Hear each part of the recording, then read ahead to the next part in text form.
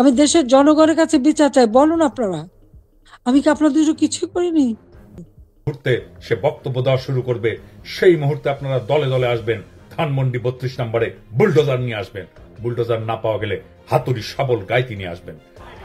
শেখ হাসিনা লাইভে আসার খবরে যখন ধানমন্ডি 32 নম্বরে গিয়ে জনতার ভাঙচুর, তখন শেখ হাসিনা লাইভে এসে হাউমা করে কাঁদেন। তিনি বলেন, আমি কি আপনাদের জন্য কিছুই করিনি? আমি কি আপনাদের জন্য খাবারের ব্যবস্থা করিনি কিংবা চিকিৎসার ব্যবস্থা করে দেইনি?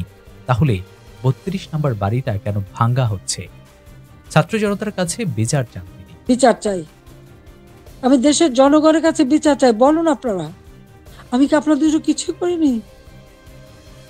শেখ হাসিনা সরকারের পতনের 6 মাস পার হলো আজ বুধবার।